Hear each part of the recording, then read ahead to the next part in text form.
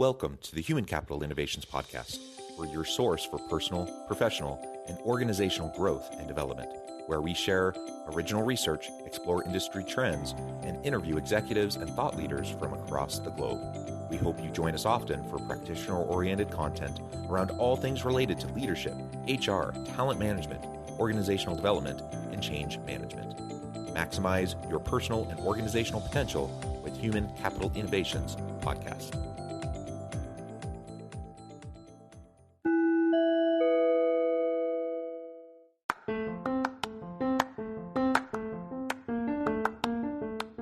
If you enjoy the Human Capital Innovations Podcast, enjoy ad-free listening by going to the Patreon page, and please consider contributing even at the producer or sponsorship level. And please leave a review. Thank you for your support.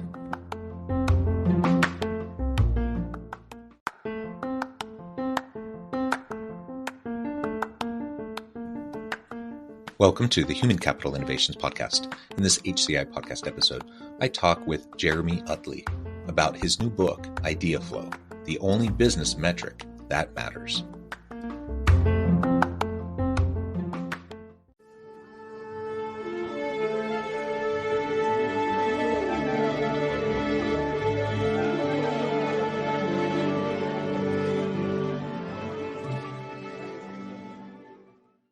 Jeremy Utley, welcome to the Human Capital Innovations Podcast. Thanks for having me, John. Yeah, it's a pleasure to be with you. You're joining us from California. I'm south of Salt Lake City in Utah, and today we're going to be talking about your new book, Ideaflow, the only business metric that matters. I'm super excited to explore this with you. We live in a day and an age where, we're rapidly moving into the future of work. We need to be creative. We need to foster climates and environments of creativity and innovation. And so this is really what we're going to be exploring together today. As we get started, I wanted to share Jeremy's bio with everybody. Jeremy Utley is the Director of Executive Education at Stanford's D School and an adjunct professor at Stanford's School of Engineering. He is the host of the D School's widely popular program, Stanford's Masters of Creativity. And I'm sure there's tons more you could tell us about yourself and your background. I'll give you a chance to share anything else you would like to share, and then we'll just dive on into the conversation. No, I think that's perfect, John. I mean, the reality is I'm a recovering MBA spreadsheet junkie, former management consultant who never thought in my wildest dreams I'd be talking about the virtues of creativity. But that's the path that life leads us through. And I hope we get to explore some of those meandering wanderings along the way. But it's a privilege to get to be here talking about the new book that I co-authored with my partner in crime, Perry Claiborne, Ideaflow. Yeah, wonderful, wonderful. Well, tell us a little bit about the idea behind Ideaflow. Like, why this book? Why now? How did it percolate and come to something you wanted to? Because I mean, writing books is, it's a labor of love. It takes a lot of time and energy. Why this book? Why now? And then we can start to dig into the key points and ideas from it. Yeah, it's writing a book is not for the faint of heart. That's one thing I've learned. I would say the reason for the book, Perry and I have been running executive education at the D School for the last 12 or 13 years. And one of the phenomena we've observed is that while innovation has reached this level of emphasis, that's almost a fever pitch in terms of the amount of hype that it receives. Yet for all the hype, it remains one of the most undernourished capabilities that we see in organizations. So the delta there between the words and the messaging around creativity and innovation and the practice of daily creativity, we just found that difference to be so considerable. And we have the privilege of getting to teach at Stanford, but the reality is we interact with such a small percentage of the working population. We felt honestly that a book was a way to make a lot of these ideas a lot more accessible to larger audiences and folks we don't get to teach at Stanford. Yeah. And if I could just double click on that. So you're absolutely right. There's a big gap. I think everyone and their dog talks about creativity and innovation. I think everyone recognizes it's important, but where the rhetoric then gets, implemented and where the rubber meets the road, I just see huge gaps. And I think there's good intentions. There's aspirational, intentions and goals that people have, but there are lots of things that organizations and leaders do, whether it's intentional or not, to actively undermine their ability to foster creativity and innovation in their teams. And so it is frustrating for people who want to be in an innovative space, where they hear the rhetoric, where they hear the messaging consistently, yet the actual daily practice, the daily lived experience does not jibe with that.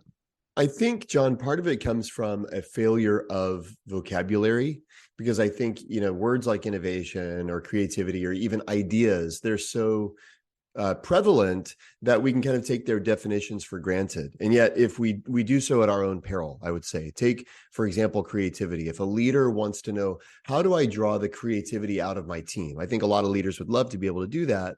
Well, I would say it really depends on how you define creativity, not to be, too professorial, but definitions actually matter. And for a lot of people, if creativity is artistry, then if you're asking, how do I draw the artistry out of my team? I'd say, well, does the team possess artistry? Does the team need to be artistic? And I would be doubtful on multiple fronts, right? But that's not what we mean by creativity. I think that's not what most leaders mean by creativity. But because they don't have a good definition, it leaves them without very practical techniques. I would say, by the way, just for those who are curious, creativity, my favorite definition comes from a 7th grader in Ohio. She said, creativity is doing more than the first thing that comes to your mind. And I actually love that. I think it's a profound definition. We could dig into it if you want. But the one thing that I would say is it doesn't have anything to do with the domain or the function, right?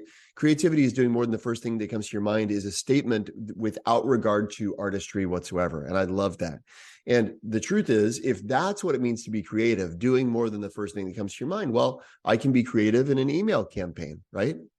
Because typically, if I think of an email, I think of one subject line, I, bop it in, and then I keep going. And if I am as a leader, if I want to draw out the creativity of my team, one thing I can do, Bob McKim is one of the progenitors of the Stanford Design Program, and he would often say, show me 3 if a student asks for feedback. Well, as a manager, a really simple technique, if I want to bring out the creativity on my team, is show me 3. What are 3 subject lines that we could use? For most people, a simple question like that is a revelation, because they realize I've never generated alternatives, right? But there's no evidence that suggests that the first idea that comes to mind is the best. And yet that's often what we end up going with, right? By default, I mean, we're so busy and we're just trying to churn through stuff, right? And so I think oftentimes, far too often, we just go with that first idea that jumps into our head, and it's decent, it's passable, and so we just run with it. And if you just pause, take a few extra minutes to iterate a little bit and come up with some alternatives, actually you can come up with whole new strains of thought that can potentially take you in a much better direction, if not at least, changing things up a little bit to have, like in your example of an email campaign, just something that's a little bit different, might catch people's eye a little bit differently, whatever. A few extra minutes can take you a long way. But that's hard when people feel so pressed for time, when they feel like they have to churn stuff out so quickly. Well, I think it gets down to mindset, John. One of the big emphasis of the book is that innovation is not an event. People, if you ask when's the last time you innovated, a lot of people will look to the hackathon or the sprint or the workshop, right? I innovated when we did that hackathon, as if the rest of my work is not, has no bearing on creativity or innovation or anything like that. That's how a lot of people think. And what we'd say is innovation is a capacity that can be nurtured. And back to your point about just taking an extra minute, this is how we are with other capacities that we want to nurture. My sister, I love this silly example. My sister plays volleyball, or she did when she was, a high school athlete. And if we went to the grocery store and my mom said, hey, Rachel, would you grab a jug of milk from the fridge? You know what she'd do when she grabbed the jug of milk, right? She goes to the fridge, she grabs the milk, and then she does curls on the way back to the cart, right? Why? Because to an athlete, every gallon of milk's a dumbbell, right? To it, someone that's the athletic mindset, right? I don't have to say, hey, Rachel, where's your coach? Or you're not wearing your knee pads, right? She'd look at me like I'm crazy, right? Because to an athlete, it's not about, am I on the field? Is my coach here? Does someone have a whistle? It's, I want to get stronger, right? Well, to someone with an innovative mindset or a creative capacity, just like every gallon of milk's a dumbbell to the athlete, every problem, every question that there's not a ready-made answer for is an opportunity for a few curls. Why not try 3? Astro Teller, the head of Google X, says he always asks his team for 5.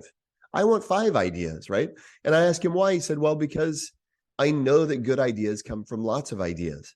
I said, so how does that work in Yeah. your team? And he said, well, people try to game the system. They bring the good idea and then they bring what they think of as 4 dummy ideas. They're going to sandbag. But he said, the challenge is half the time, one of their dummy ideas is every bit as good as the good idea. Right? But you only get it if you just have that instinct, just like the athletic mindset. There's a creative mindset. And the creative mindset isn't merely one towards artistic expression. Very simply, it's one to generating options. And if you think in terms of generating options, and as a leader, if you create space for generating options, granted, just like curling the gallon of milk took a little bit of extra work on the way back to the shopping cart, you start to realize that's the point. The little bit of extra work is the thing I'm trying to exercise when I treat innovation like a capacity that has to be nurtured rather than an event on my calendar.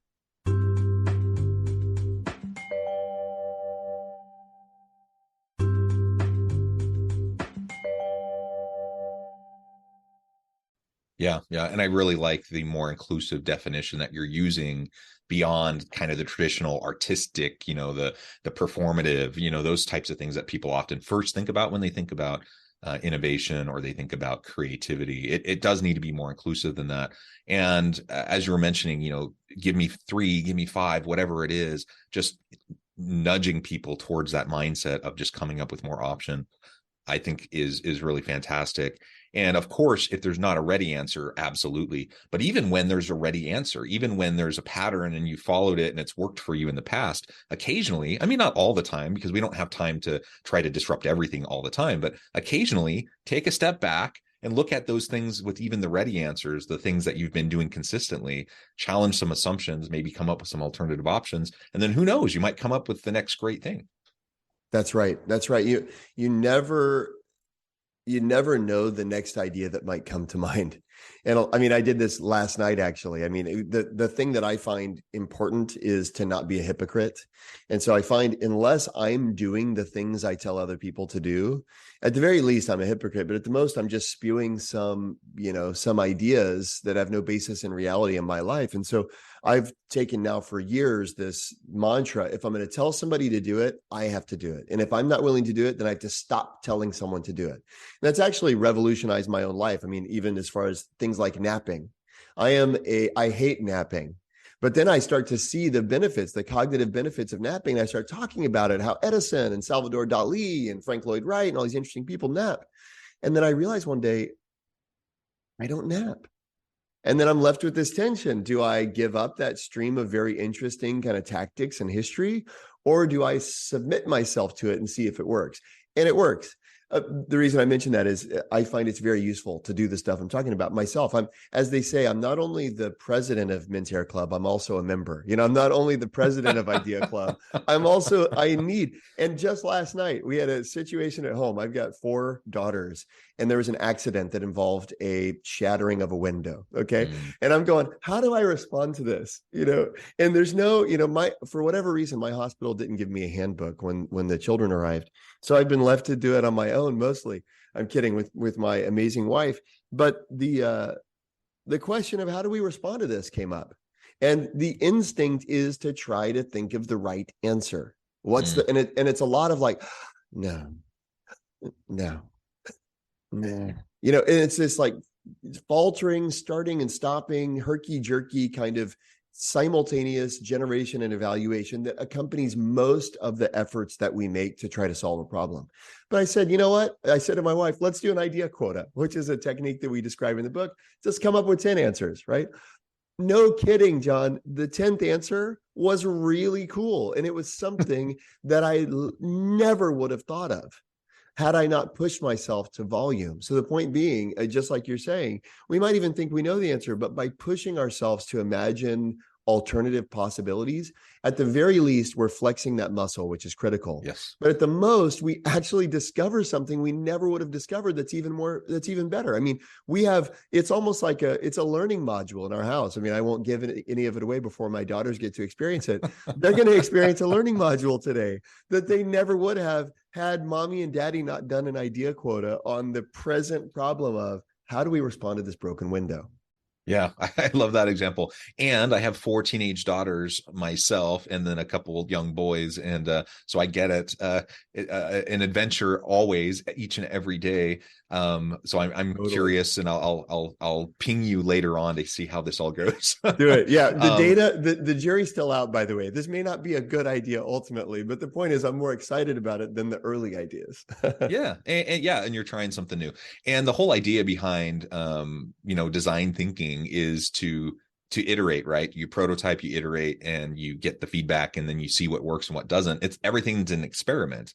And so when I think about creativity and innovation, I just like to think in terms of options, think in terms of experiments, micro experiments, and iterate rapidly so that you can Yes. come to you get the feedback and you can come to better ultimate direction. And it's the scientific method, right? I'm a professor.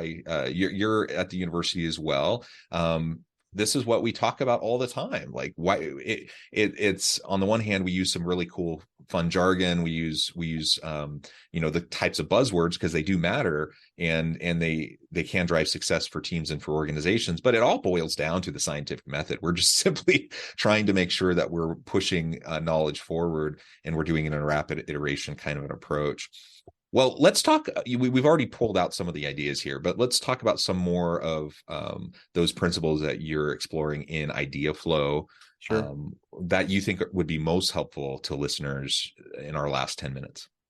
Well, so one of the core principles is this notion that quantity actually drives quality. Anywhere I go in the world, if somebody says, "Hey, what do you do for a living?" Or "What are you going to do here? We're in Tokyo or Tel Aviv or Topeka or wherever it is, right? What are we going to do?" I say, "I'm going to help you come up with ideas." And I get, despite the radical cultural differences of those three places, Japan, Israel, and Kansas, yet there is shocking consistency in response to what I say I do. I say I help you come up with ideas. You know what people say all over the world? They say, "How do you come up with a good idea?" I say, "Wait, who said anything about good? I didn't say I'm going to help you come up with good ideas," right? But what you identify as you go over the world is when the very notion of idea is inseparable from a quality measurement, right? We only care about good ideas. And when we're looking for ideas, we're looking for good ideas, right? The problem is that's actually not how good ideas are formed. If you look at the research, there's overwhelming research. Dr. Dean Keith Simonton has done longitudinal studies across disciplines, from the arts to the sciences to engineering to discovery. And what he's found is that the single greatest variable that determines the quality of your ideas is actually the quantity of your ideas. And there's, as an example, Jerry Utley was a professor of photography at the University of Florida, fellow professor with us. And he basically divided his classroom in half one day. And he said, "Okay, end of the semester, we're going to have a different grading criteria for each half of the class. What we're going to do is I'm going to bring in some amazing photographers at the end of the semester. Half of you guys on the right-hand side here, half of you, your grading criteria is you have to turn in an exceptional photo to get an A. If you want an A, and everybody wants an A, and by the way, this is a metaphor for life. We all want an A in whatever it is we're doing, okay? Whether it's photography or subject lines or expense reimbursements or HR policies or new product development, we want to get an A. Well, Ullman found this group, to get an A, you've got to produce a spectacular photo. And the jury is going to evaluate your one greatest photo. So your choice, so you only have to submit one, but it's got to be truly remarkable to get an A. Anything less than truly remarkable, it's not going to get an A. To the other half of the class, on the left-hand side, he said, "Okay, folks, your criteria is a little bit different. The jury is not going to look at the quality of your photo. What they're going to do is they're going to count how many photos you submit at the end of the semester. And if you submit over 100 photos, it doesn't matter how bad they are, you're going to get an A in the class." Okay. So end of the semester rolls around, and Ullman and the jurors were shocked to discover two things. One, the right-hand side of the class was told they had to submit a spectacular photo. Nobody got an A. The group of people whose job was to produce A caliber work couldn't do it, focusing on the quality of their work. The second surprise, though, was that the left-hand side of the class, the quantity-oriented side of the class, got a lot of A's in terms of quantity, but many of them also got A's in terms of quality, meaning the folks who were generating an enormous volume of photos as a virtue of that quantity orientation, actually delivered higher quality photos. And that makes sense. We go, okay, that makes sense in the arts. But again, Simonson's study says the same holds true in the sciences and in engineering. The people with the most ideas have the best ideas. So when you say, oh, how do I get a good idea? I'd say change your orientation. Instead of thinking about how do I have a good idea, how do I have a lot of ideas is a better question. And if you want to really push yourself to have a lot of ideas, then ask yourself a follow-up, which is, how do I have a lot of bad ideas? And you might go, wait, bad ideas? I'd say absolutely. You know, you think about somebody like Steve Jobs. Nobody thinks that guy's an idiot. You may think what you will about his management style, et cetera. That's fine. Nobody thinks he's an idiot when it comes to innovation. Like, he clearly delivered disruptive new products. He redefined categories, customer delight, et cetera. And yet, Sir Johnny Ive, at his memorial service for Steve Jobs, you know what he said? He said, every day, Steve and I would have lunch, and every day Steve would lean across the table and say, hey, Johnny, want to hear a dopey idea? And Sir Johnny Ive said most of the time they were pretty dopey. In fact, sometimes they were truly terrible. But every once in a while, they take the air out of the room and leave us breathless in wonder, right? As only Sir Johnny Ive can say. But the point is, Steve Jobs knew what we don't, which is the way to get to delight is to be dopey, is to allow yourself to be dopey. And because volume is a huge variable there, and so is variation. And when we disallow ourselves to think of dopey ideas, we also prevent ourselves from thinking of delightful ideas because they're a function of variation. You could say that dopey is the price of delight. It's what it takes to get there. And so if you say, I want good ideas, 2 kind of points of reorientation. Instead of looking for good, go for lots. And to get to lots, push for bad. And that's really unexpected paradigm shift for many people. But to us, it's this whole notion of idea flow is predicated on the belief that a lot of ideas matter, and there's a process and a system for generating lots of ideas. There's all sorts of stuff that we can do with those ideas once we generate them, but the first thing is have more material to work with.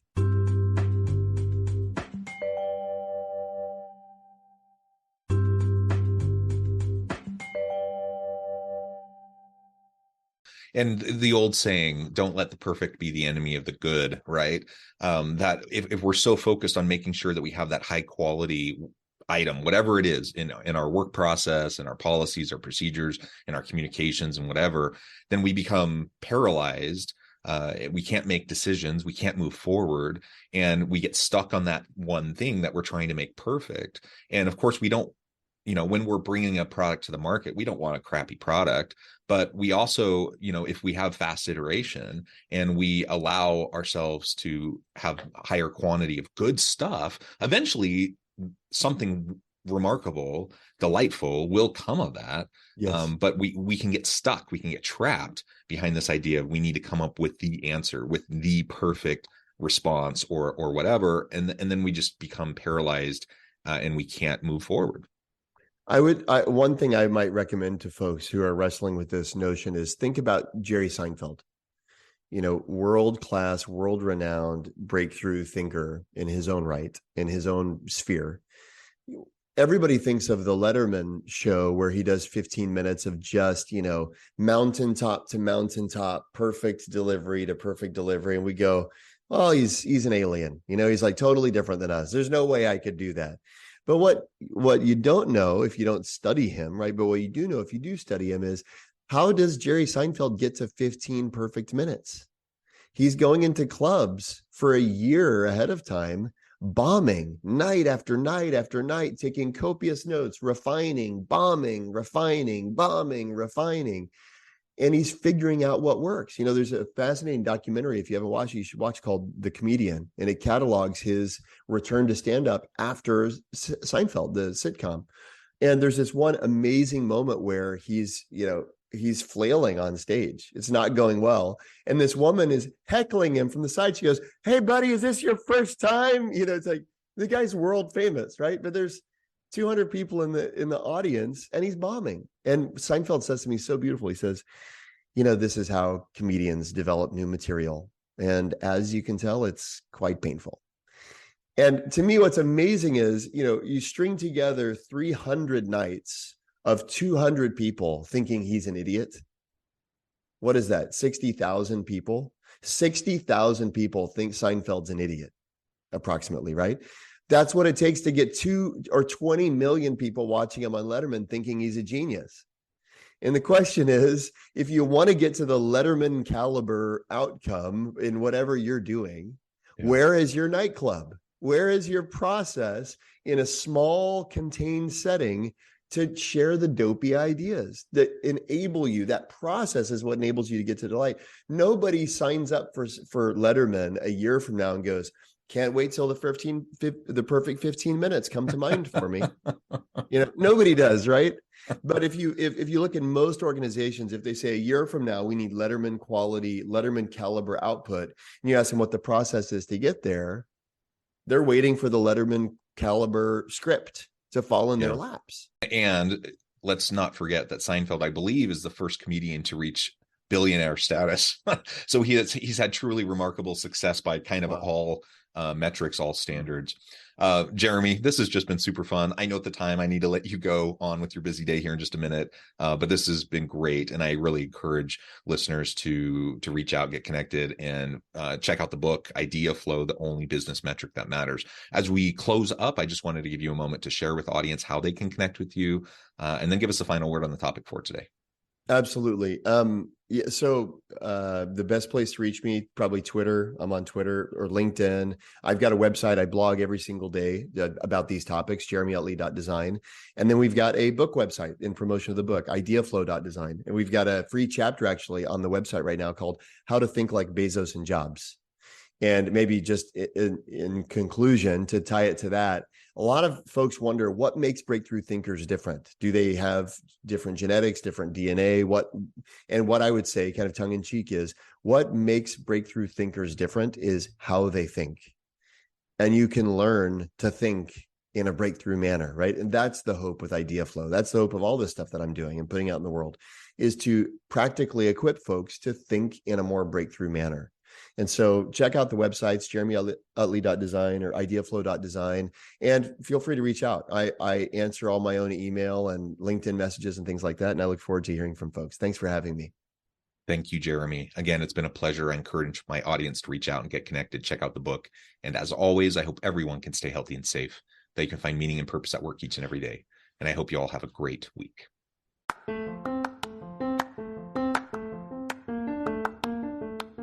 Do you enjoy the Human Capital Innovations podcast?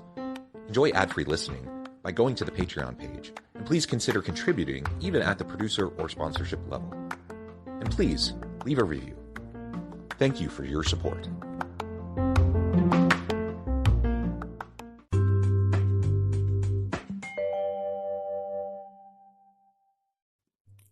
Thanks again for joining us for this episode of the Human Capital Innovations podcast. I hope you stay healthy and safe and that you have a great week.